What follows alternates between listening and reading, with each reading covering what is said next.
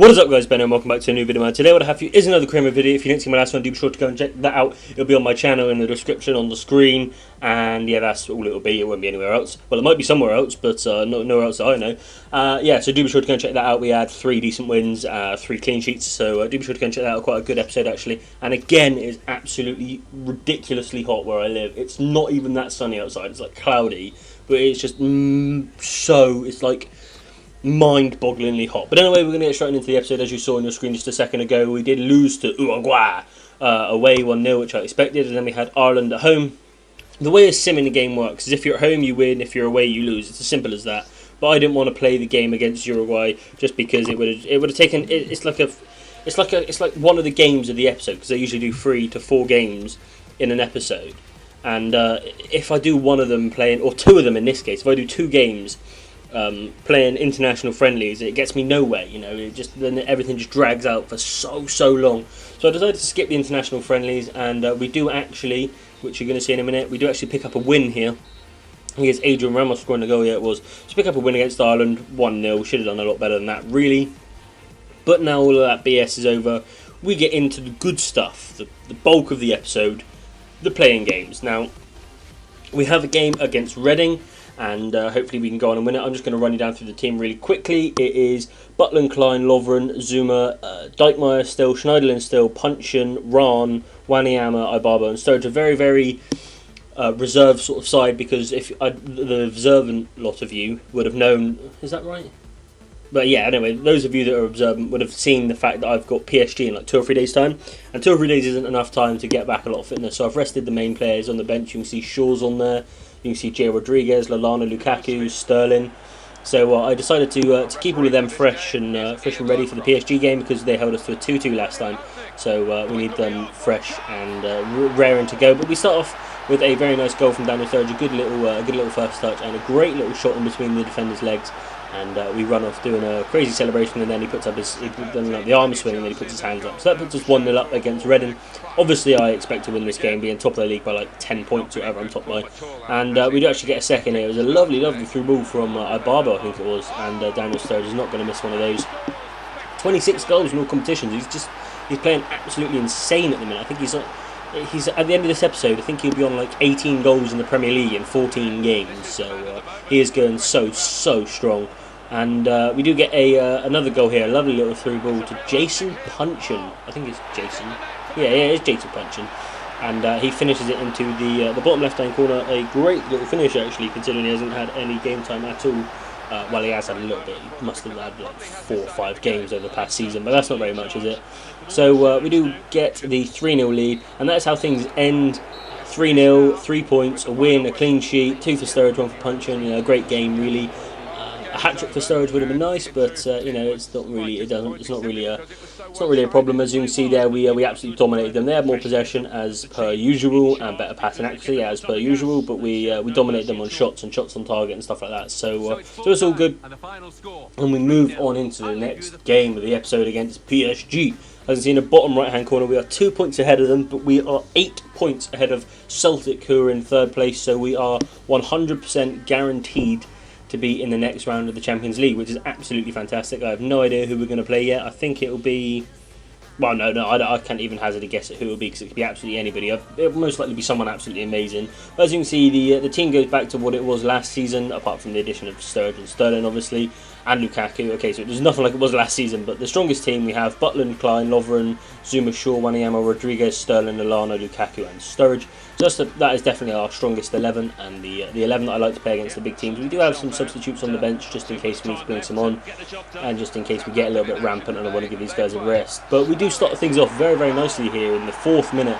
A nice little volley from Danny Sturridge, just waits for it to drop onto his left foot, and he just guides it into the bottom right-hand corner, goalkeeper's bottom left, and you know, puts us 1-0 up against PSG. But we did go 1-0 up last time. We ended up on a 2-2 draw, so we didn't want to concede. We needed the next goal to make sure of our win, and that is exactly what we get here, with a lovely little pass inside, and Victor Wanyama all the way up from CDM is going to left foot finesse that into the near post, and Sirigu is going to get nowhere near it. So we are 2-0 up, and at this point I drop back to defensive. I stop anything else happening. I cut everything out of the game, and that is it. We win 2-0 and we collect all 3 points, which puts us on 13 Champions League points, I believe, which is just, it's amazing really, because we were in a relatively easy group. Okay, I'm not gonna lie, it was a relatively easy group. There was nothing too hard about it. PSG the first time around were hard. I don't know what they changed. As you can see, we absolutely dominated them that time around. They didn't even have a single shot, but I don't know what they changed, if they changed anything. They were just a lot harder to play last time. Maybe the momentum in the game's different, or maybe I played better, you know, who knows. But the last game of the episode is against Crystal Palace in the Premier League, and we wanted a win here desperately. We needed a win here because they are a lower side, and no disrespect to them, but you know, 3 points here should be easy for someone that is leading the Premier League at this stage in the season. Although we are only 14 games in. This will be the 15th game, so I decided to go to a relatively strong side. Well, actually no, it's not a relatively strong side, it is the strongest side I have, because I didn't want to throw away an easy 3 points. You know, I don't want to get into a habit of winning and then becoming complacent against the smaller sides and then they producing a shock result. You know, I kind of want to do an unbeaten season. Like, if you remember from last season, I got beat by Arsenal all the way back in February. They beat me 2-1 at home, so away I was. So you know, I wanted to make sure I was going to go undefeated this year, and that was, you know, it started off well for us. 5th minute we get I think that was 5th minute, yeah. 5th or 3rd, I think it might be the 3rd there. Raheem Sterling goes through and gets a goal. Very, very easy stuff. Just a fake shot, just does 2 defenders and then finesses it into the far post. Raheem Sterling doesn't really score a lot because his shooting isn't that good, but he provides a lot of goals. And we do get a second here with Romelu Lukaku with a typical header. He's actually doing quite well. He's on like 12 league goals now this year. I think he's second to Sturridge. Rudiega's dropped off a little bit. I'll show you the stats in the next game on the squad report. I do them every 2 to 3 episodes, so I'll be showing you that in the next game. And then we get our 3rd goal here. We play a lovely little through ball from Lukaku to Sturridge. The partnership is so strong. They are so good together, and we just hit it low and hard into that bottom corner. Goalie is never going to get there. 28 goals in all competitions. I think that's his 18th goal of the Premier League season, so he's absolutely on fire. The prime of his life, going for the Ballon d'Or this year. I think we're going to try and get Sturridge, so hopefully that can happen. And we do actually go on and get a 4th, I think this is going to be, or maybe even a 5th, who knows. But this goal's a little bit of a weird goal because they pass it around for a long time, not really going anywhere. And they actually eventually make a mistake, and we end up picking it up with Lukaku. I think it's this one here. No, this one here we end up picking up with Lukaku. Oh god, when is it? Ah, there it is. No, we pick it up with Sturridge, sorry. Picking up with Sturridge, and we go through and just finesse it into that corner, just press it in there, and hopefully, well, that is job done. You know, we're 4-0 up against Crystal Palace. They didn't show any sort of initiative or creative ability going forwards. So we do seal out the win at 4-0. And another clean sheet for us, another good win, another 2 goals for Sturridge, I think. And you know, he's really pushing his tally forward. But anyways, that is the end of the episode. Please do be sure to comment and subscribe. That isn't actually the end of the episode, that is the last game of the episode. I'm just going to show you some stats and stuff like that in the next game. So as you can see, the stats were very dominant again, not a shot for them. That is, like I said it before, the thing about Legend is they try to pass it around too much. They don't actually go forward very well. When they do get forward, they're very clinical, but they hardly ever go forward. You'll see from a load of people's career modes on YouTube that if they get beat 1-0, it'll be from one shot from the computer. But anyway, that is the end of the episode this time around.